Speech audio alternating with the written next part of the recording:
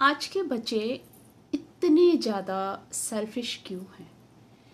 क्यों बच्चे जो हैं अपने माता पिता को रोता हुआ छोड़ देते हैं? क्यों उनके अंदर वो इमोशंस नहीं है अपने माता पिता के लिए? क्यों उनके दिमाग में ये सवाल नहीं आता है कि जो चीज़ हम आज अपने माता पिता के साथ कर रहे हैं, हो सकता है कल को उनकी औलाद उनके साथ भी वही सब कुछ दोहराए? क्योंकि कर्मा होता है, जो कर्मा लौट के ज़रूर आता है। हिस्ट्री ऑलवेज रिपीट होती है। तो क्यों बच्चे इतने सेल्फिश हैं? क्यों वो भूल जाते हैं उनके माता पिता ने उनके साथ में क्या कुछ सेक्रीफाइस नहीं किया, उनके लिए उन्होंने क्या कुछ नहीं किया, क्या कुछ प्रोवाइड नहीं किया उनके लिए? ठीक है, ज़माने के साथ साथ देखिए हर चीज़ बदलती है, टेक्नोलॉजी बदलती है, लोगों के विचार बदलते हैं, रीति रिवाज बदलते हैं, हर चीज़ बदलती है, इंसान बदलता है, हर चीज़ बदलती है।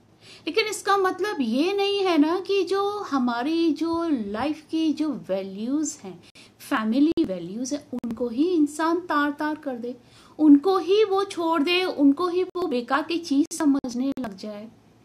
ये नहीं होना चाहिए ना।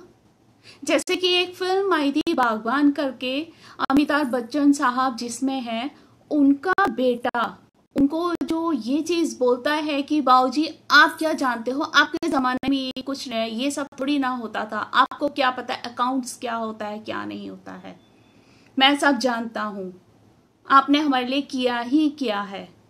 वो जो एक डायलॉग था, वो जो एक सीन था, क्योंकि मैं हर चीज़ को बहुत ध्यान से सुनती हूँ, हर एक शब्द को मैं अपने दिल और दिमाग से सुनती हूँ और उसको कहीं ना कहीं मैं अपनी लाइफ से जो है जोड़ने की भी कोशिश करती हूँ कि कहीं कोई भी चीज़ मेरे अंदर तो कुछ गलत भावना नहीं आ रही है, कहीं मैं तो नहीं हूँ ऐसी।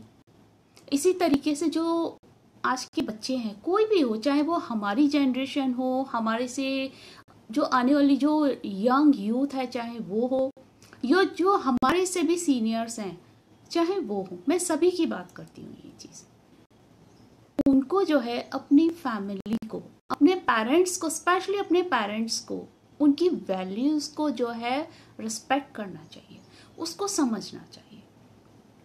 क्योंकि बहुत सारे ऐसे किस्से मेरे सामने आए, बहुत सारे लड़के ऐसे होते हैं, बहुत सारी बहुएं ऐसी होती हैं कि उनके जो माता पिता होते हैं, ठीक है, वो पुराने ज़माने के हैं, उनकी टेक्नोलॉजी पुरानी है, जो वो पुरानी चीज़ें जानते हैं।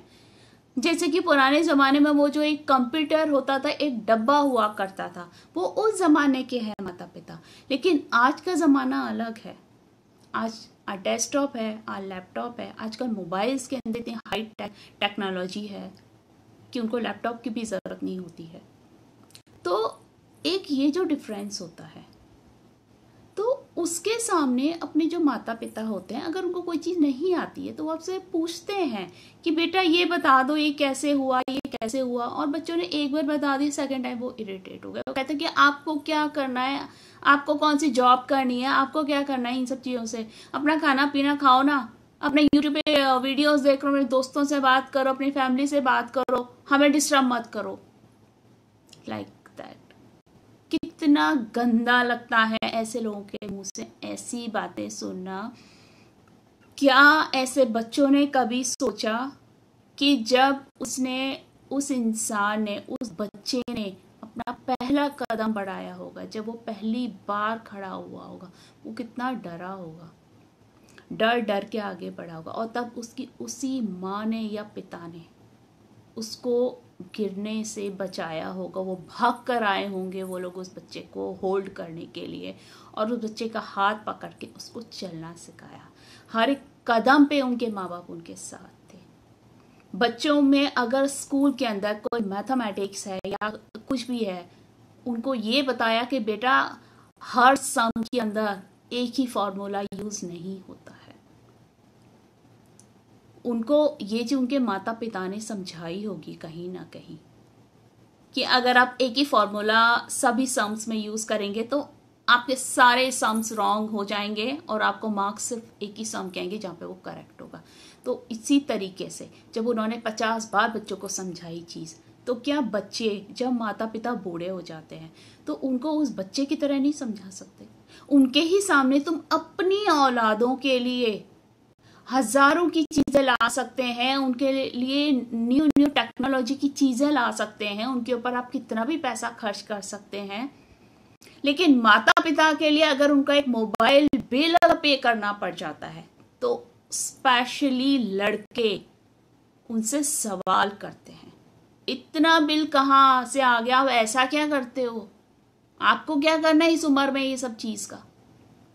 तो कभी सोचा कि उस पल वो माता पिता के दिल पे क्या बीतती होगी, उनको कितना बुरा लगता होगा, उनको उस बच्चे का पूरा जीवन याद आ जाता है उस पल। वो बोलते कुछ नहीं है, जैसे एक फिल्म चल रही होती है ना, इस तरीके से उनकी आंखों में अपने बच्चे का जीवन चल रहा होता है कि कब कब उन्होंने अपने बच्चे को कहाँ कहाँ पे संभाला था, कहाँ कहाँ पे उन्होंने उसको सपोर्ट किया था, पहले दिन चलने से लेके आज तक, कि जब उसने पहला कदम रखा, नर्सरी केजी गया, स्कूल गया, कॉलेज गया, गर्लफ्रेंड आ गई लाइफ में या बॉयफ्रेंड आ गया, ब्रेकअप हो गया, ब्रेकअप के बाद जब बच्चे डिप्रेशन में चले गए, उसके बाद माता पिता ने उनको किस तरीके से संभाला, उनको कैसे मोटिवेट किया कि बेटा आगे बढ़ो, कोई बात नहीं, हम हैं आपके साथ, हम हैं आपके साथ। तो जब माता पिता को उनकी जरूरत होती है तो कहां चले जाती है ऐसे औलादें, इतना क्यों इरिटेट हो जाती हैं। लेकिन अपने बच्चों से वो ये एक्सपेक्ट करती है कि उनके जो बच्चे हैं उनको बिल्कुल वैसे ही रेस्पेक्ट दे जैसा वो चाहते हैं। तो जैसे आप किसी के पेरेंट्स हैं ऐसे आपके भी पेरेंट्स हैं, जैसे आप किसी के माता पिता हैं ऐसे ही आपके भी कोई माता पिता हैं। तब वो वैल्यूज कहाँ चली जाती हैं आपकी, तब आपकी रिस्पेक्ट कहाँ चली जाती है। खाली ये चीज अपने लिए होती है कि आपको इज्जत चाहिए तो आपको चाहिए, हर चीज आपके हाथ में होनी चाहिए, हर चीज आपके हिसाब से चले। माता पिता का कुछ नहीं होता, उनके अंदर दिल नहीं होता, उनके अंदर अपनी खुशियां तक कुर्बान कर देते अपने औलादों के पीछे कि हाँ चलो अभी ये प्रायोरिटी है बच्चे की, चलो उसको ये कराना है, उसको एमबीए कराना है, कि उसको क्या कराना है, उसको डॉक्टरेट की डिग्री दिलानी है। जहाँ पे सहूलियत नहीं होती है वहां तो कुछ माताओं ने अपनी ज्वेलरी तक सेल कर देती है सिर्फ अपने बच्चों को पढ़ाने के लिए। और जब उनके बच्चे पढ़ लिख के कुछ बन जाते हैं वही बच्चे उनको आंखें दिखाते हैं, उनकी बीवियां आकर अपना स्टेटस दिखाती हैं, चाहे वो किसी छोटे घर से आई हो जहां पर उन्होंने उनके घर में कोई सुविधा तक ना देखी हो, लेकिन किसी राजा के घर आके तो वो उसी घर के माता पिता को, अपने सास ससुर को वो ऐसा दिखाती हैं, ऐसी लड़कियां कि आप तो कुछ भी नहीं है मेरे सामने। सर्वेंटों के लिए कर सकते हैं लेकिन घर के माता पिता के लिए नहीं कर सकते। तो क्या थोड़ी भी शर्म बची नहीं है आज के ज़माने में लोगों के अंदर, थोड़ी सी भी इंसानियत नहीं है उनके अंदर। उनको नहीं डर कि ऊपर वाला सब देख रहा है, आपको भी भुगतान भरना पड़ेगा। आज आप किसी का दिल दुखाओगे तो आपका भी कोई दिल दुखाएगा। आज अगर कोई भी लड़का या बहू अपने माता पिता को घर से निकाल देते हैं, उनको बेचारों को जाके चाहे वृद्धाश्रम में रहते हैं या किसी भी परिवार के पास जाके रह लेते हैं, या वो कैसे कहाँ रहते हैं नहीं पता किसी को, तो क्या ऐसे जो बहू बेटे हैं उनको थोड़ा सा भी उनको डर लगता है, थोड़ी सी भी शर्म बाकी है ऐसे लोगों में कि उनके सामने भी उनकी औलादें हैं, जो तुम करोगे तुम्हारे साथ भी वही आएगा। और ऐसे लोगों को ये चीज़ समझनी चाहिए, जो बॉल होती है ना, बॉल को आप जिस फोर्स से भेजेंगे ना, और जब वो बॉल वापस आएगी आपके पास में, वो उससे 10 गुना ज़्यादा तेज आएगी आपके पास, और फिर आके आपको कहाँ लगेगी किसी को नहीं पता। तो अपने माता पिता को थोड़ी सी वैल्यू दे दीजिए, थोड़ी उनकी भी इज्जत कर लीजिए। और मैं आज ये सब बातें जो बोल रही हूँ, कोई इस चीज़ को ये ना समझे कि मैं बहू बेटों की बुराइयां कर रही हूँ या मैं बच्चों को डिग्रेड कर रही हूँ या क्या है, नहीं।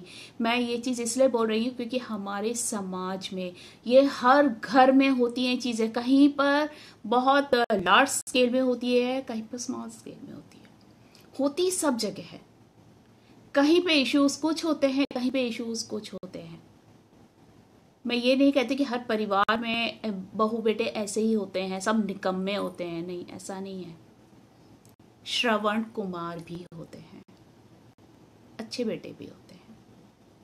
लेकिन मैं ऑलवेज अपने वीडियोस के अंदर 10% लोगों को छोड़ देती हूँ। मैं 10% लोगों की बातें मैं नहीं करती हूँ, क्योंकि आज के टाइम पर भी मुझे ऐसा लगता है कि 10% अभी भी हमारे समाज में इंसानियत बाकी है, बट 90% तो बिल्कुल भी नहीं है। इंसानियत लोग बेच के खा गए हैं और उसको पचा गए हैं और फिर डकार भी नहीं लिया। तो चलिए, मुझे सुनने के लिए thank you very much. God bless you all, take care, bye, love you all.